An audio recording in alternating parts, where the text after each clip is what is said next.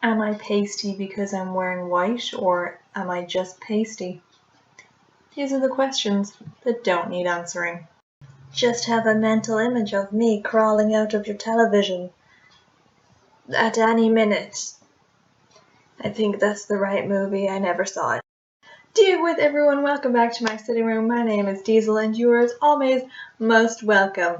Today we're going to be reviewing a book series because again I did not review the books as I read them quite quickly and there simply wasn't time.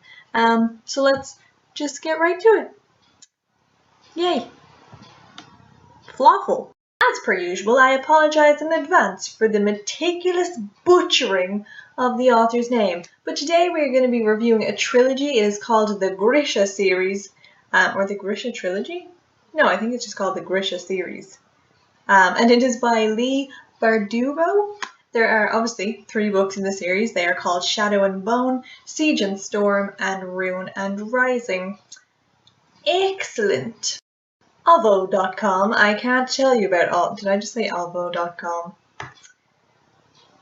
I can't tell you about all 3 books because it would ruin the story, but I can tell you what Shadow and Bone is about, kind of, so you can get an essence of what you're getting into. The story takes place in Ravka, a once great nation now torn apart by war, surrounded on all sides by enemies, and basically split in 2 by a near impenetrable giant wall of darkness, which happens to be, infested by flesh-eating monsters, because the wall of darkness is not enough.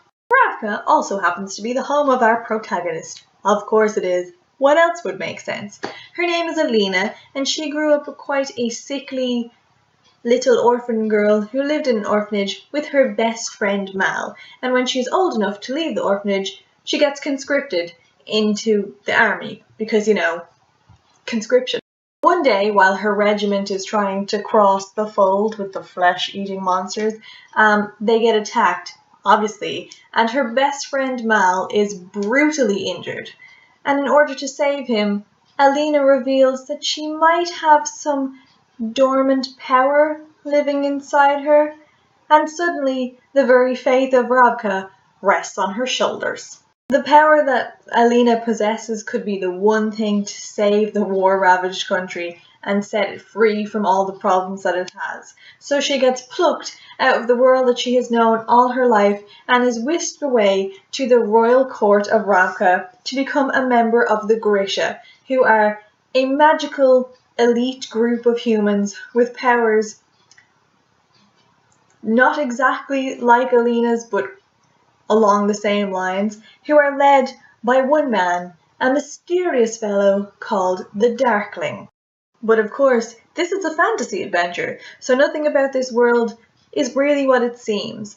And with darkness threatening the entire country and the whole kingdom, depending on the power she didn't know she had, Alina has to confront a lot of things. So now that I have babbled my way through a kind of thing where you'll kind of understand, let's just get right to thoughts. Non-spoiler. I think Ravka is kind of a fictional Russia, which was backed up by the fact that, in fact, I'm pretty sure that this book is kind of not based on, but inspired by Russian folklore tales. There are some Russian words in it. I think they're Russian words anyway, And a lot of the names are very Russian, and it takes place in a landscape that, if you know anything about Russia, you will understand, which I really loved. I thought it was so interesting and such a new approach to take these. It was like, obviously it's a made-up world, but it's inspired by something real, something you can connect to, which I really loved. Like things like they called the king the Tsar, and it was just pretty cool. Writing style for this book was so much fun. It wasn't anything unusual or groundbreaking, except for obviously the Russian that was in it, but there was just something about it that I really liked. I really attached to it. The characters are a scream. Like, my favorite character came in book 2, but I really liked all the characters. everyone. I got on quite well with Alina, and protagonist support is important to me because you don't want to go on a road trip with someone you don't like. So I did enjoy Alina. The Darkling is everything you want him to be, and then it's just like I can't tell you about my favorite character without telling you about the second book, but they're just so good, and every character in this series has a strong purpose. Like, I remember reading the first one and there was a particular character in it and I was like, what is the point of this person? Like, this just seems one of those cliche thrown in things that makes no sense. And then they became so freaking important later on that I was like, yes, Leigh, I will follow you anywhere. I don't doubt you at all anymore. I will build a book shrine to you. The story itself, there are lots of twists and turns in it. I did guess one twist, so when it happened I was like, yeah, I'm amazing. But other things I just did not see coming at all. It was really one of those books where I just flew through it, and when I was getting near the end of the third one, I didn't want it to end, so I tried to ignore it and go tumble for a while or go on YouTube just so I didn't have to read it. I was really afraid my favorite characters were gonna die as well, so I was like, just didn't want to have to deal. I really liked it though. The last few books that I've read just were like, so when I found this, I was like, yes, yes.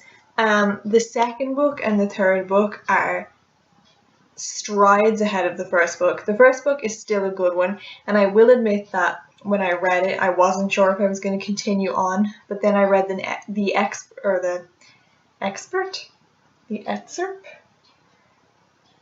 piece of the second one that Amazon gives you as a tester, and I was like, yeah, I gotta keep going, and I'm so glad that I did, because it's just such a fun ride, and it's not filled with those typical YA cliches that you think about, which I'm not going to tell you what they are because it will spoil the thing, but I'm sure if you've read a lot of YA you will know.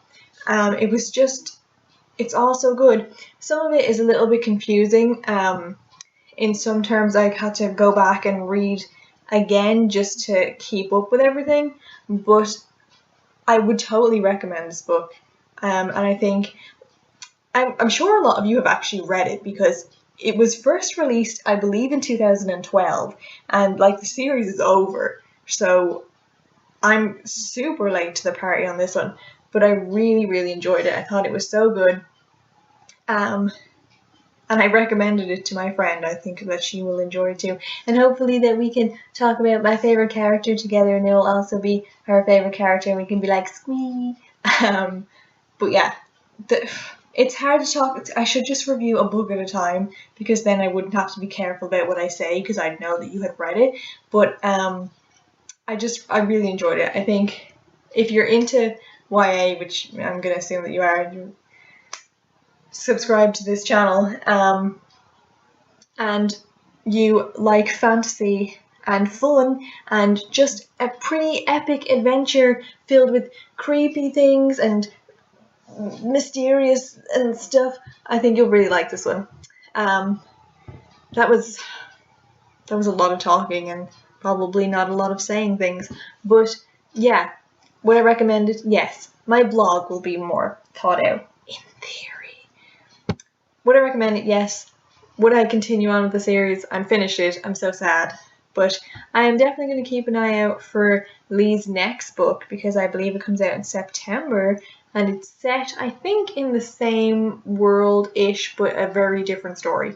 Anyway, I'm done. I'm done rambling. There was a cold breeze just there. There's a ghost. It's probably the Darkling. Slán.